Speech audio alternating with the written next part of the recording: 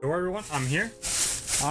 I just got back from Walmart, picked up Concord. You know, it's kind of a relic these days, so I wanted to go and get it. I'm just playing. This is Dark Souls 3.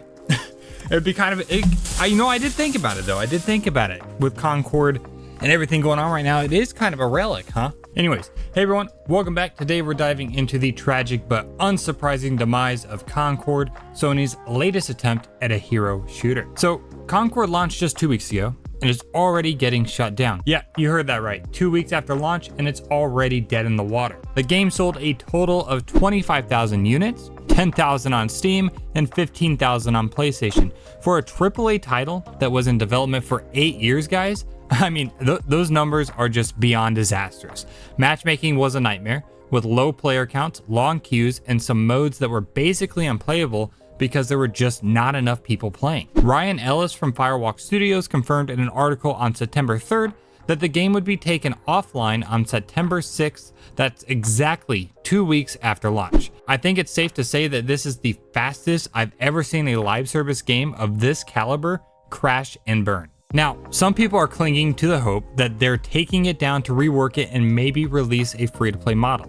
But let's be real, that's copium at its finest. Concord is done. It's done, guys. This isn't an established IP like Final Fantasy that can survive a disastrous launch and come back stronger. Like how Final Fantasy XIV bombed initially, they reworked it into one of the most popular MMOs ever, and I'm actually planning to do my first ever playthrough of that game soon. So if you want to see my thoughts on that, hit the subscribe button, drop any tips and suggestions for a Final Fantasy XIV noob down in the comments below to help me out. But back to Concord. This is a huge financial loss for Sony. There's no way they're going to take another gamble on this game. If I were Sony, I'd shut down Firewalk Studios too.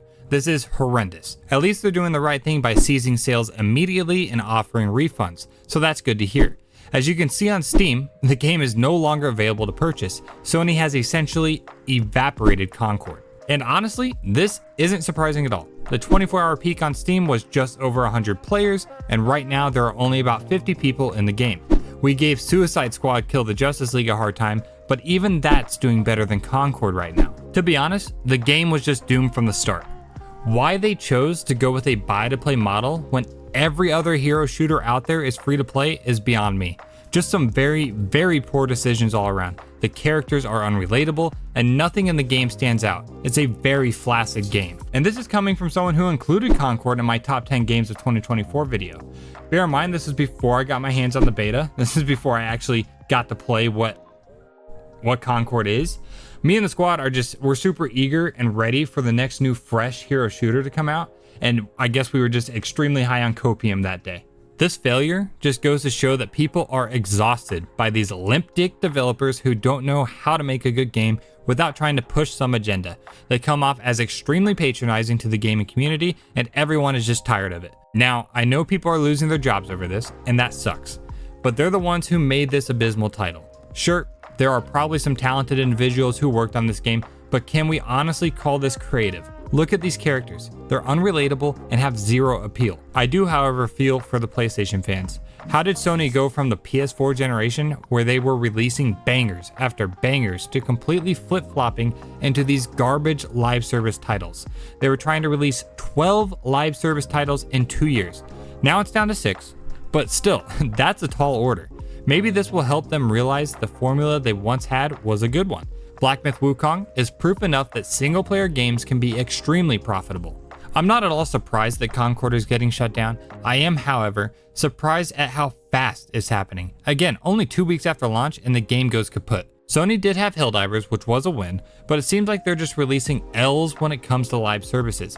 Do you all think Sony will go back to the formula they had during the PS4 generation, or are they still going to bet everything on live service games? I do hope that the people losing their jobs are getting adequate time to gather up all their work so they have something to show other teams, because losing your job just sucks, even in a case like this. Hopefully it's not another Game Informer situation where everything gets absolutely nuked and the people who lost their jobs can't gather any of their work. Also, I'm sick of hearing everyone just blaming the executives for these games being bad. Sure, the execs are responsible, But some of these devs are just boring and talentless, and probably don't even play video games. At least that's what it seems like sometimes.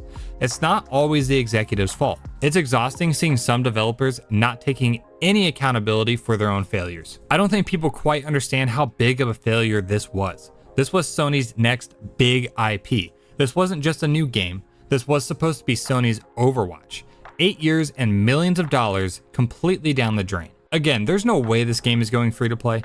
The buy-to-play model wasn't why it flopped. The characters lack personality, they lack relatability, and the gameplay is straight up generic. There are multiple reasons why this game failed. I'm also seeing a lot of people saying that Concord failed because it was woke. Sure, being woke might have had some effect. Actually, it definitely had an effect. But this game failed for the reasons I stated above, largely due to the gameplay being straight up generic. Look at games like Valorant, Overwatch, and Deadlock. They have tons of diversity and representation, and they're successful. Deadlock is in early development, and it already has 97,000 players with an all-time peak of 171,000 players. So yeah, it's no mystery why Concord failed and is being shut down. The game is generic, it's boring, and ugly. Anyways, that's all I got. Hopefully, well, not hopefully, I'm sure that Sony has learned a lot from this experience, and I'm looking forward to what future projects they hold. Remember to take excellent care of yourselves, call your mother, or someone you love, and goodbye. The game's dead. It will not go free to play. It's dead, guys. Boys, it's dead.